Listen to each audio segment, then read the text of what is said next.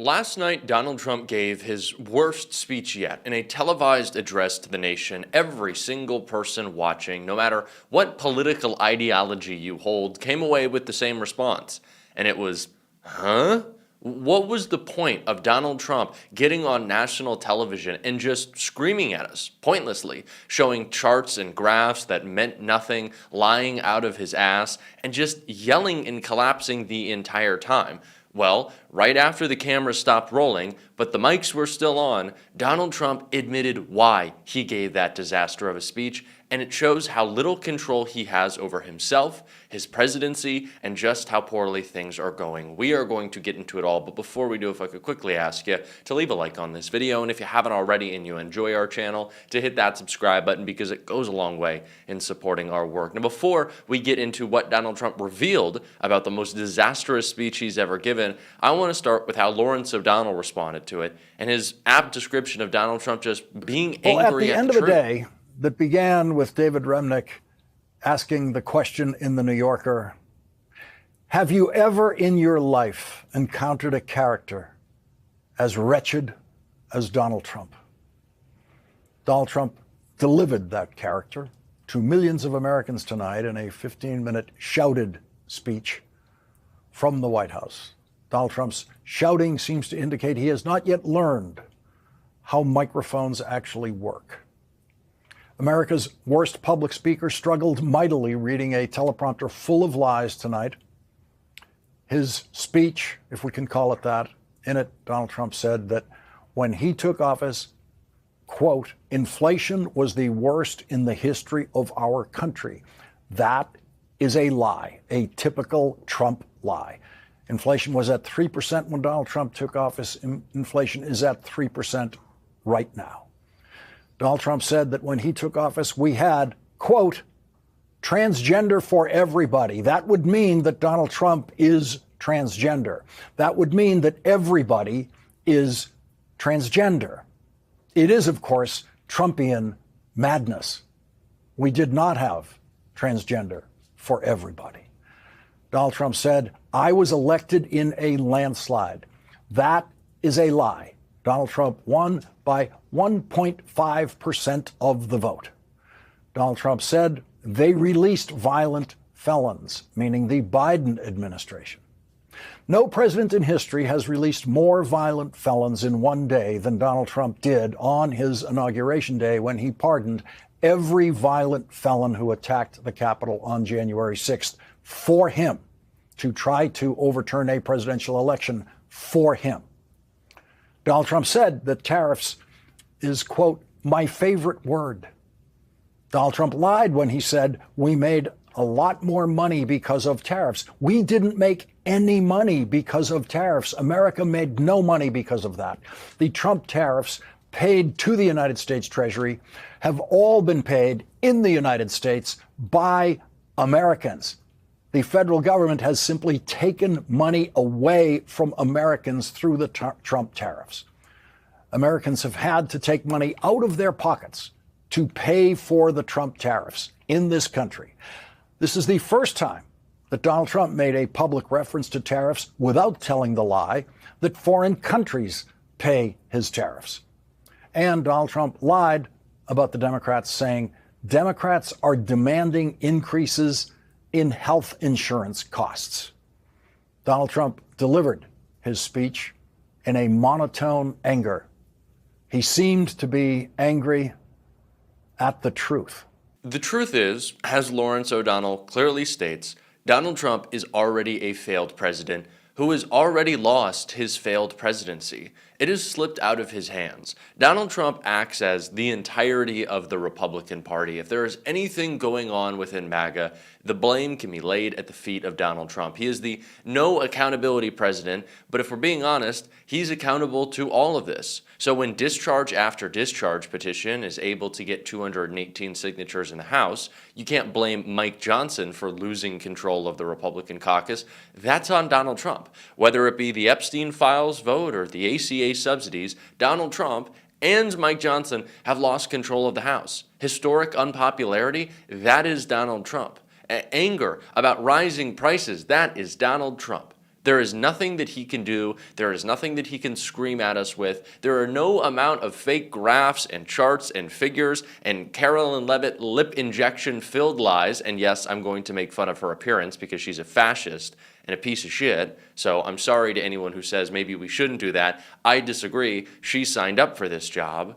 But there's nothing that anyone in this administration can do to spin the fact that Donald Trump's presidency has already ended because MAGA has turned on him, and it's only getting worse. And last night's speech wasn't going to save it because even Donald Trump believed that, and he admitted it when the cameras turned off. Trump spills real reason for manic address when cameras stop. Donald Trump was heard explaining why he gave his bizarre national address as soon as the cameras stopped rolling. In seemingly unguarded comments made in front of journalists after the address, the president admitted that it had not even been his choice, but that of his chief of staff, Susie Wiles, who had made him do it as she plays cleanup amid the fallout from her embarrassingly candid Vanity Fair article. And Wednesday night's 18-minute double-speed diatribe, the 79-year-old president fired off mistruth after mistruth about how well the administration is doing and attacked his predecessor, Joe Biden, without having anything new to say. The White House address was carried live by the major networks, with CBS forced to interrupt the live finale of its reality TV show hit Survivor so viewers could catch the presidential speech. Trump announced the rare national address on Truth Social on Tuesday evening,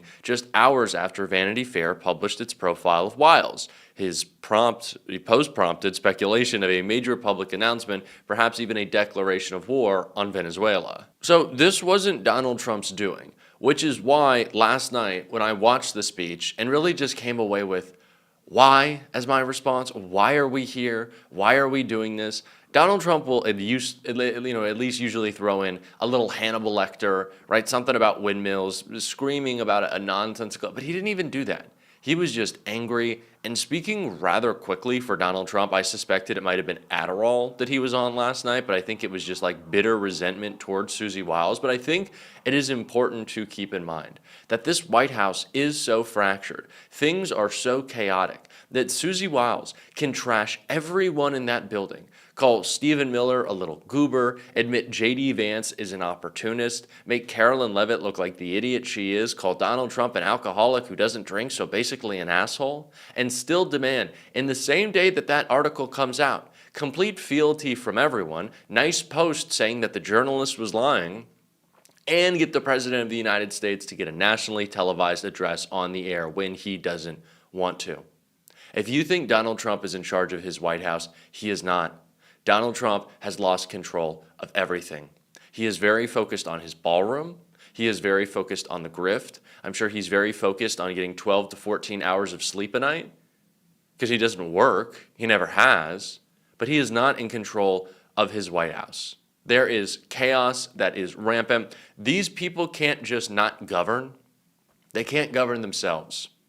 I think that's important to keep in mind, that they don't know how to run their own party. When people talked about Nancy Pelosi, they always made sure, Republican or Democrat, that you knew she always got her numbers down. Nancy Pelosi never went to a vote unprepared. Nancy Pelosi always knew where she stood. Nancy Pelosi talked to her members daily. Nancy Pelosi knew what was happening within her party and within her caucus. I don't think Mike Johnson knows anything at this point except a yes sir dear leader. And Donald Trump, he doesn't even care. It was admitted that Donald Trump didn't read any of the articles about Susie Wiles, any of that Vanity Fair article, didn't read any of the other pieces detailing the reaction. Susie Wiles admitted that one of Donald Trump's biggest and most disturbing and disgusting and disgraceful moves in the beginning of his presidency, the elimination of USAID, came as the president himself didn't even know what the agency did. He didn't know.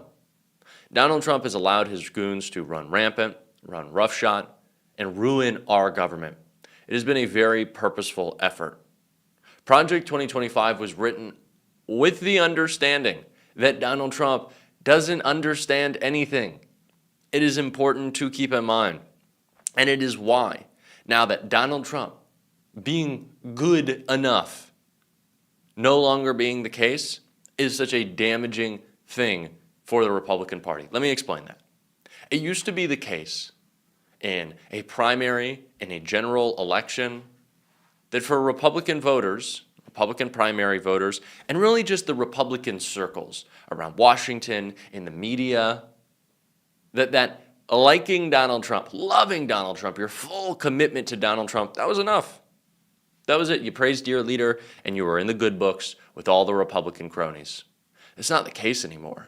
Not because they're necessarily all turning on Donald Trump in rapid succession, which is to a degree happening. Let's keep that in mind. There are a lot of them turning on Donald Trump. But because they know that there's a future now, because they feel this moment has ended. The people who came in guns blazing, thinking they could break every law, thinking that they could destroy every piece of government, who failed, mind you, again and again. Yes, Donald Trump has deeply damaged our government, and that was the point. But they have failed. These people are now realizing that this era for Trump is over. It's done. With retirements in the House, they know how the midterms look. With resignations coming, they know that Speaker Jeffries is a possibility before this term in Congress even ends. Mike Johnson losing his gavel before we get to the midterms. They're well aware of that, and they know accountability is coming. And so the people at the Heritage Foundation who built Donald Trump's presidency, knowing that all they had to do was say, Trump good, Trump likes this, and Donald Trump didn't even know what was happening, and that would be enough for MAGA, are now scrambling. Scrambling so much that we have seen mass resignations at the Heritage Foundation. Because Tucker Carlson, who secretly hates Donald Trump, who carries water for Donald Trump, had a white supremacist, Nick Fuentes, on his show, an anti-Semite, a bigot, a racist, well avowed. Because he had him on his show, a guy who doesn't like Trump, by the way, and I guess that's not the gravest sin, obviously. The gravest sin would probably be the bigotry, but those are equal to MAGA. The Heritage Foundation is now pulling itself apart because their president initially said, well, I think we should allow some free speech and free expression of ideas and let 1,000 MAGA flowers bloom. We can't stamp this out. We need that coalition. And they ate each other alive because they had to have a real thought. They had to say yes or no to the white supremacists joining Tucker Carlson's podcast. And when that happened, when there was a real conversation that Donald Trump couldn't just say, it's fine, and they couldn't all fall in line because he doesn't know or he doesn't care, or really because he doesn't command the same gravitas within MAGA as he did before, it all starts to fall apart. People start to attack each other. People start to resign. And that is the state of play. That is the state of play for Donald Trump. Forced to dance like a monkey on national television at the instruction of Susie Wiles because she needs some morale boost for MAGA, but Trump doesn't even want to do it. The one takeaway I had with the speech that I was honestly concerned and confused about at the end, saying, I should know what he's trying to accomplish with this. I don't. Now I do. Now I do. He didn't want to do it. That's what he was trying to accomplish. This was Susie Wiles further cementing her power, showing that she's still, the big around Washington, and that Donald Trump is a lapdog, but one with increasingly less stamina. That is the state of his presidency. He has crumbled. It is over. This is the Trump collapse. That much is clear. That much is clear. Trump era is over. MAGA is looking to the future, and what they see is so much fighting.